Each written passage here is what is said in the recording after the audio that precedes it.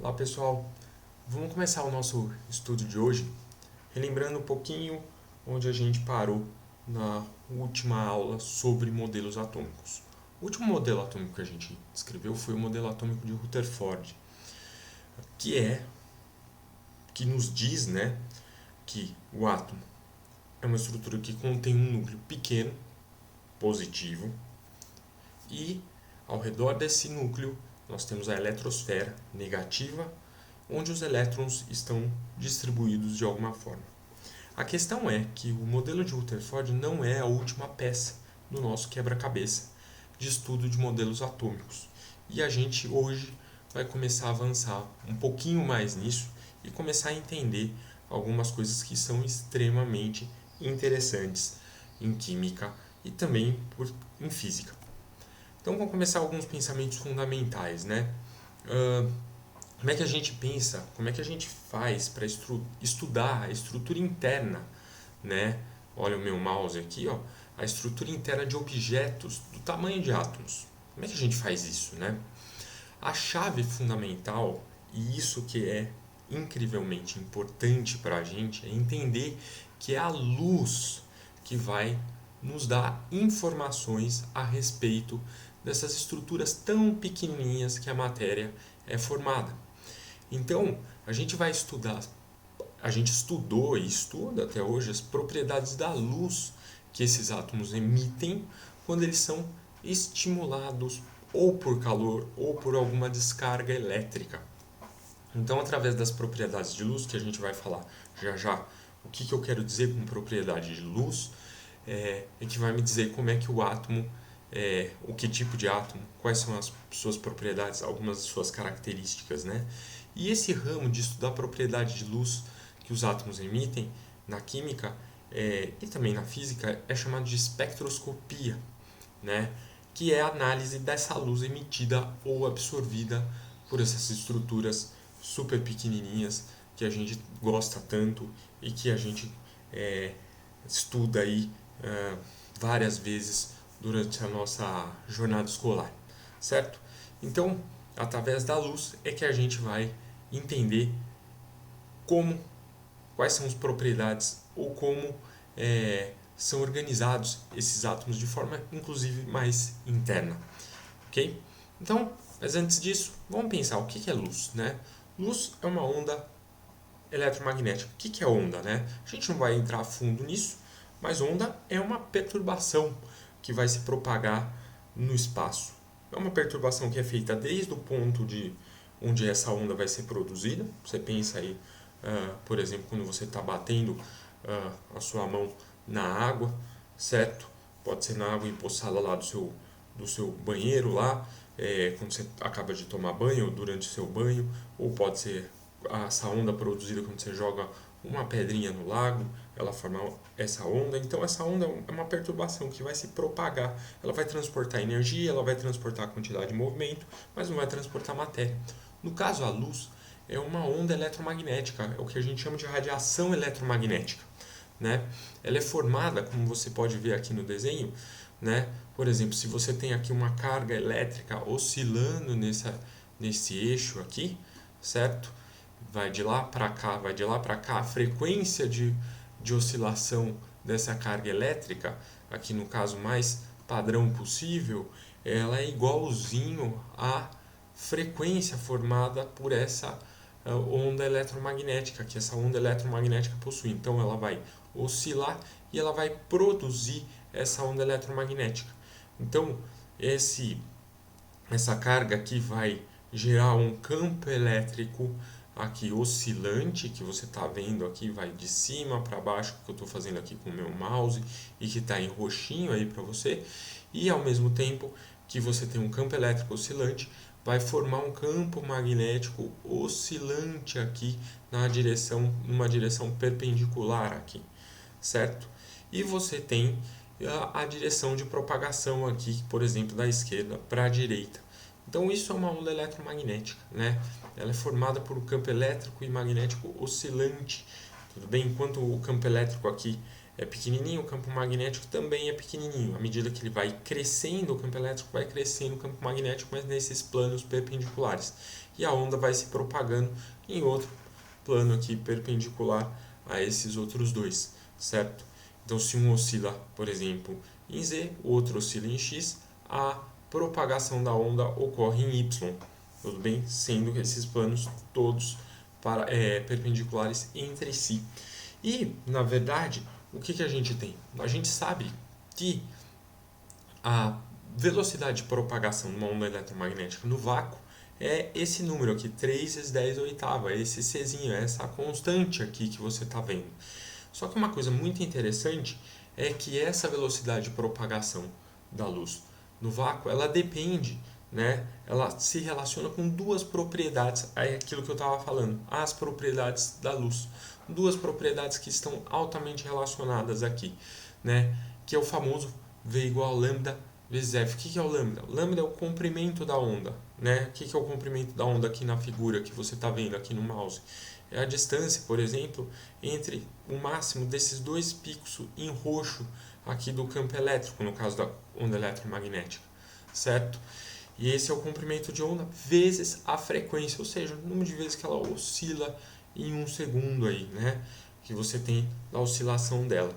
Então, o lambda é o comprimento de onda e a frequência. Mas o que isso importa para a gente? Então, lembra dessa equação, V igual a lambda F, tá?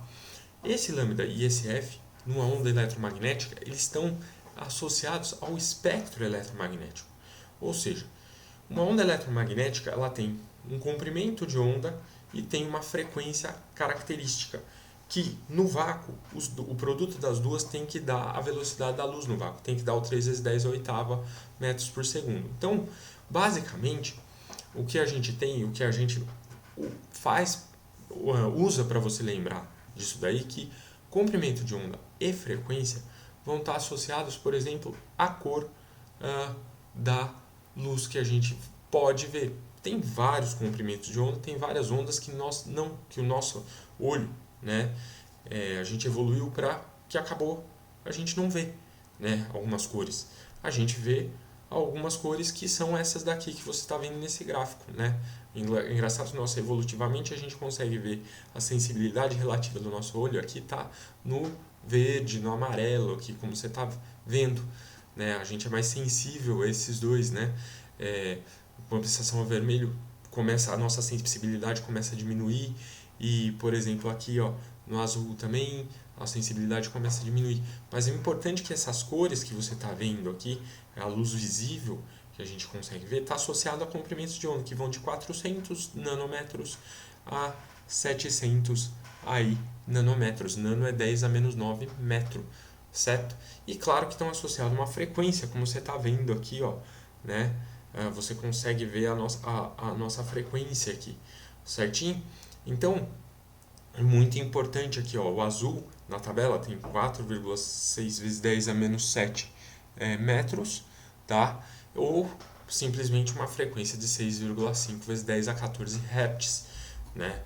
O amarelo 5,10 a menos 7 e 5 metros e 5,1 vezes 10 a 14 Hz.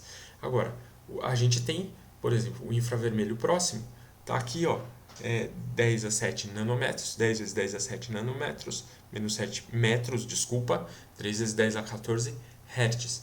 Então, você tem radiações que são, por exemplo, radiações que são o que a gente chama de não ionizantes, radiações ionizantes, ou seja, capazes de tirar elétrons, são extremamente energéticas, né? Por exemplo, a ultravioleta, o raio-x, os raios gama são radiações que têm aqui, ó, um comprimento de onda pequenininho e tem uma frequência de oscilação no espaço muito grande.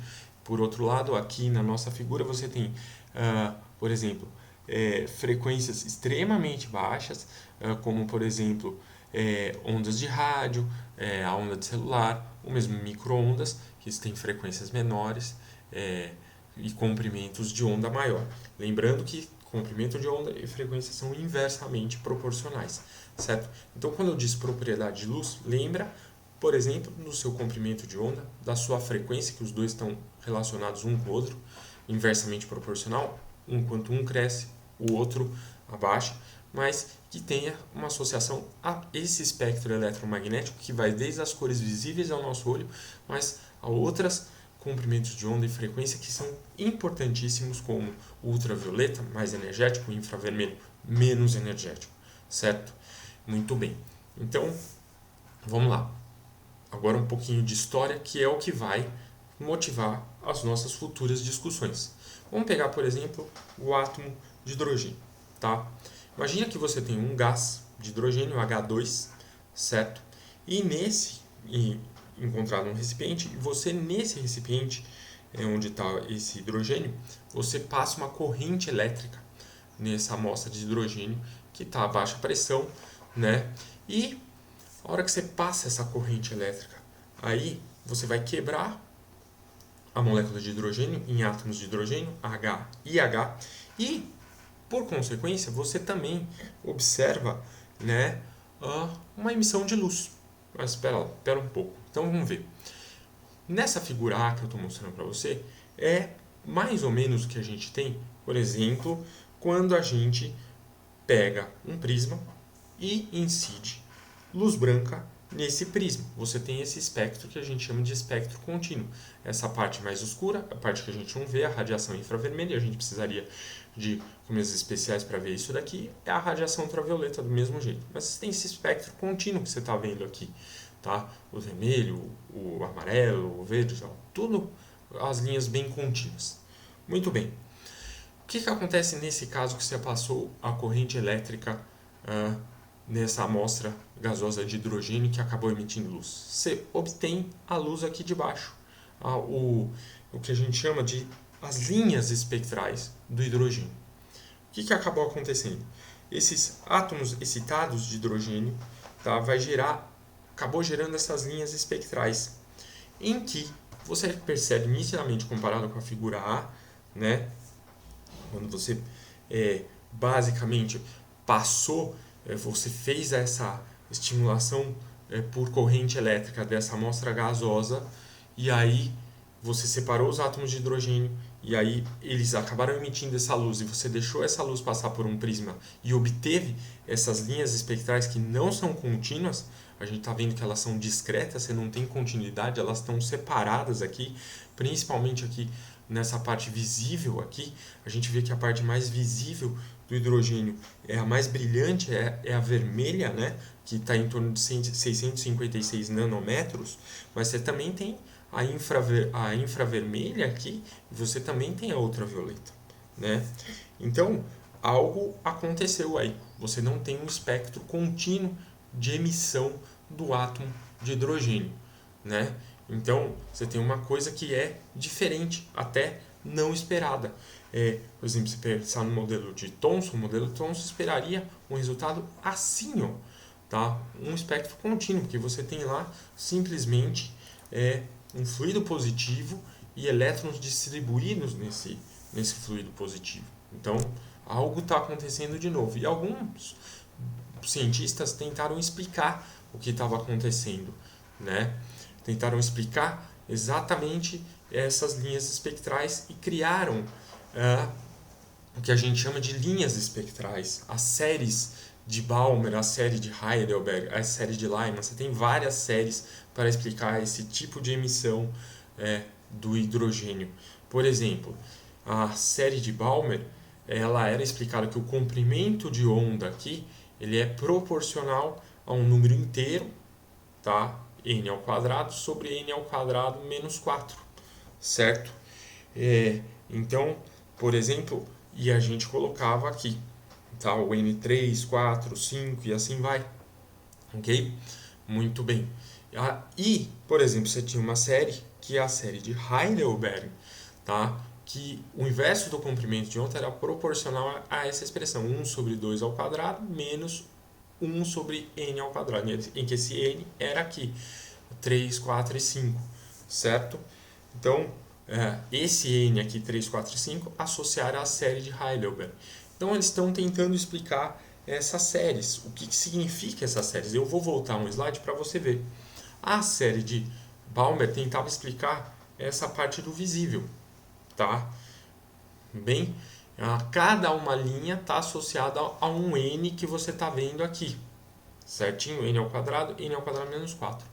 Tá? Existe outra série, por exemplo, que é essa série de Lyman. A série de Lyman está associada, por exemplo, a explicar as linhas do ultravioleta. Ok?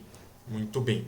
E tem essa série de Heidelberg. O que acontece? Existe, depois de um certo tempo, se encontrou que a expressão estendida da série de Heidelberg podia explicar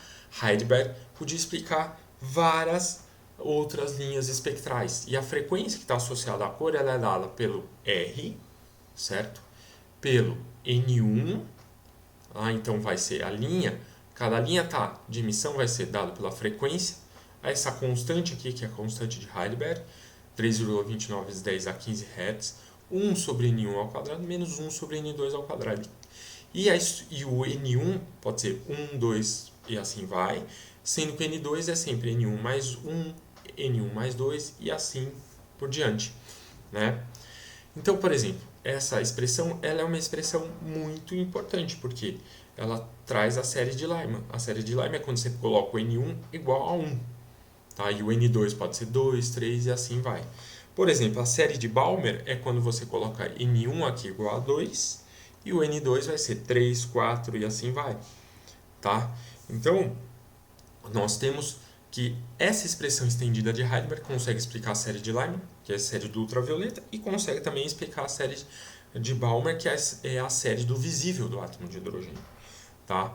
Ao mesmo tempo, é importante que você tenha a noção que quando você passa, por exemplo, luz branca, tá?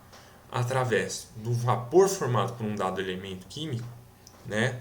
Esse elemento químico vai absorver, tá? Algumas frequências, alguns comprimentos de onda, formando linhas escuras sobre um fundo contínuo. Tá? Agora você não está vendo a emissão do átomo, mas você está vendo a absorção daquele átomo. Né? Você pega a luz branca, ao invés da luz, como o átomo agora, o vapor, vai fazer o papel do prisma, e daí você vai detectar. Né? Na emissão você tem o quê? Você tem a descarga elétrica, tá? Por exemplo, estimulando o vapor de uma certa molécula associado a um átomo, ou a um certo átomo que seja, certo? Aí você vai estimular aquele átomo, ele vai emitir algumas linhas espectrais, tá? Que vão passar num prisma, por exemplo, e a gente vai detectar. Agora, na absorção, o que vai acontecer? Você dá a luz branca na amostra e você já detecta isso daí e você percebe a absorção desse átomo, certo? Então você tem que ele vai aqui emitir algumas cores vão passar, só que algumas cores vão ser absorvidas. Você vai ter as linhas escuras sobre esse fundo contínuo. O que é importante nisso? Né? No espectro de absorção, as linhas escuras que você está vendo têm a mesma frequência daquelas linhas do espectro de emissão. Então, a gente vê que o átomo só pode absorver radiação naquelas frequências que foram também emitidas por ele. E aí vem algum bando de perguntas. Como explicar essas linhas espectrais do hidrogênio? Como explicar a emissão de radiação eletromagnética usando mecânica clássica? O que está acontecendo com esses fenômenos que a gente está observando? Né? A gente precisa tentar explicar. As próprias descrições da série de Lyman, série de Balmer, não são explicações fundamentais do que está acontecendo dentro do átomo para explicar essas séries, certo? E aí o que a gente vai continuar na nossa próxima videoaula, certo? Espero que vocês tenham entendido. Qualquer dúvida me manda e a gente continua tentando responder algumas dessas perguntas na próxima videoaula.